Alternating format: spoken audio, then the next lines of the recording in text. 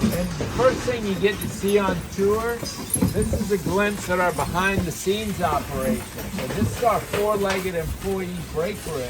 And as you can see, all our horses get a bath at the end of every day. And they get at least a 15-minute break in here after every tour. You know, in addition to getting a bath and a 15-minute break, they get free new shoes every 4 weeks, free dental care, free medical care. They're going to get a subsidized retirement. They get 2 weeks of vacation every 3 months. And if all that weren't enough, they get 2 beers with their meals at the beginning and end of every day. So I'm trying to figure out how to become a member of the horses union. They've got it better off than the humans do. And where are y'all from? From Greenville. And have y'all been here before? No. Now, where are you from originally? I'm from Minnesota. Maine. Yeah, I'm saying you're not from Greenville.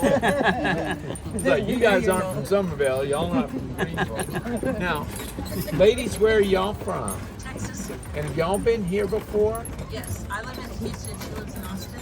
Have y'all ever done a carriage ride in Charleston before? Just last week with my mom. Oh, just last week, all right. And then, folks, where are y'all from? And have y'all been here before? And when did you arrive?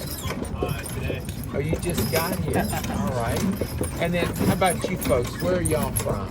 Me and her are from Lawrenceburg, South Carolina. Yeah, And then these two are from around here. Have y'all been on a carriage ride before? Yeah? Some yes and some no. You haven't? Yeah. And then, folks on the back row, where are y'all from? Texas. And if y'all been here before? All right. When? Okay. 3 different cities. Now, folks, my name's Van. I'm a native Charlestonian. I grew up here. I've lived and worked other places during my adult lifetime, including Columbia, Maryland, and Durham, North Carolina. But I've lived and worked all but 13 years of my adult life right here in Charleston. And this is my retirement job. And we're being pulled by a 12-year-old French Percheron named Melody. And by the way, that's our sanitation truck. So if Melody goes to the bathroom while we're on the street, that truck will come and clean up. Step up, sweet girl. Now, let me start by asking y'all a question. Why do you think we call this Church Street? Yeah, a church up ahead. Now that's St. Philip's Church. Ooh. And the reason that church juts out into the street the way it does is because when the original church was built on that site in 1712, that was as far north as you could go in the colonial city of Charlestown. Now north is that way. This market is built on a filled-in creek. This creek served as the original northern boundary to the colonial settlement. Well, the city came up with a plan in 1788 to fill that creek in and build the market on top. And at that time, they extended the road in a semicircle around the church. So it makes the church continue to appear as though it's standing at the end of a street. And folks, what I'm about to say next, this is by far the most important thing I'm going to say on the entire tour. It's really important to me that y'all feel welcome to ask questions while we're on tour. Folks, I went to kindergarten on this street, so that's just my way of saying I've been here and done this. So this tour is not for me, it's for y'all. So if y'all have any questions about anything, whether we're seeing it or not, promise me you'll raise your hand or shout your question out. Don't worry about disrupting my train of thought. I don't have one anymore, all right? Y'all can just jump right in. And here you'll get to see the name of the company. It writes its own joke. I can't do better than that.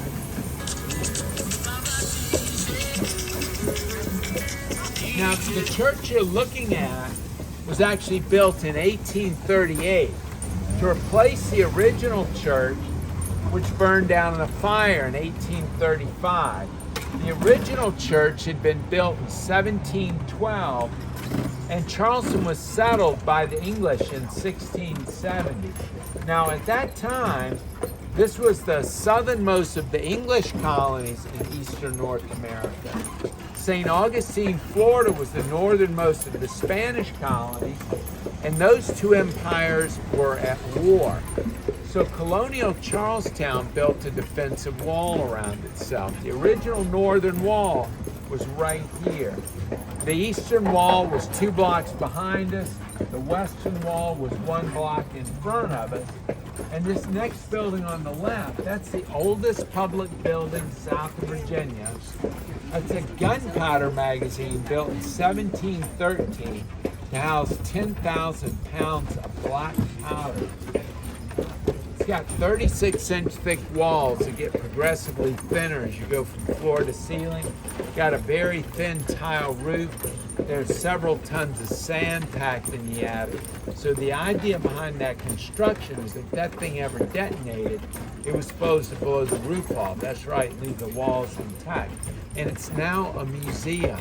You ever want to know why Roper in that area floods so badly? Right. Go in that museum. They've got a tabletop model of what the original peninsula looked like. And you'll notice that where Roper, the medical university, Right. Lockwood Boulevard, that's all landfill. Turns out that 50% of this entire peninsula is filled in land. Every single square inch of the waterfront is landfill.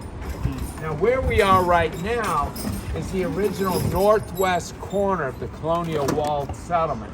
The original western wall would have been right where that stoplight on the other side of the street is located. And this was the only walled city in English North America. Now, many people will say, oh, wait a minute, what New York City also walled in? It was, but it wasn't walled in by the English. Anybody know who walled in New York City? The Dutch said that. I think you get it first. You get to take Melody's temperature when we get back. That's first prize. My daughter could. She's a vet. Oh, yeah. Where's your daughter? She's not in here right now. Where do we know where Norfolk is? Yeah, so New York was New Amsterdam. Well, the English took it from the Dutch right about the time Charleston was settled and renamed it New York in honor of James, Duke of York, which raises the question, who the heck was James, Duke of York? He was the baby brother of King Charles II. Y'all want to guess who Charlestown was named for? Yeah, King Charles II. So we're going to talk about this more later, but when it came time to name these two settlements, which did the English name for the king and which did they name for his baby brother? I think y'all are going to be really surprised to learn just how important this city was before the American Civil War. And the church here on the left is the circular Congregational Church. That church was built in 1892 to replace a church that burnt down in a fire in 1861. Anybody want to take a guess? Why do you think it took so long to rebuild? Yeah, there you go. You got it. Because of the Civil War.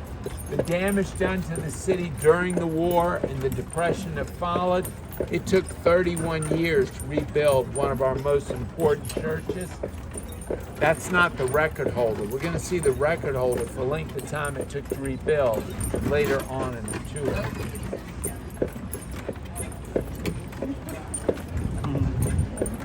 And this is the Gibbs Museum of Art. This is the oldest art museum in the Deep South. They maybe have their section right over there. They're taking the picture. Now, we're going to be taking a right at the next intersection. As we do, y'all look up ahead to your left. You're going to see a beautiful white church. That's St. Michael's. It's the oldest church in the city, and it was built in 1752, and it's modeled on a church in London called St. Martin in the Field. And what city do you think of when you see this hotel across the street? Looks like New Orleans, yeah. It's because it's got a cast iron veranda. There are two kinds of decorative irons, cast iron and wrought iron. New Orleans is most famous for its cast iron, Charleston for its wrought iron. And we're going to see 3 of our best loved restaurants right here in a row. Folks, if you don't gain weight while you're in Charleston, you're simply just not doing it Now right. you're at a convention and they make you walk 6 miles to everything. Oh my goodness, that's how it should be. Walking Excellent good. food at Coogan's Porch. We ate there the other night. Did you know Pugin is buried right next to the Yeah, we steps? saw it. Yeah. So right there's a headstone. That's where Pugin is buried. Did I mention that Pugin was a stray dog that used to hang out on the porch? He's not a human. Husk, right here on the right, was voted the best restaurant in the United States 5 years ago by Bon Appetit magazine. And then the next restaurant on the right, 82 Queen. Here's my very quick review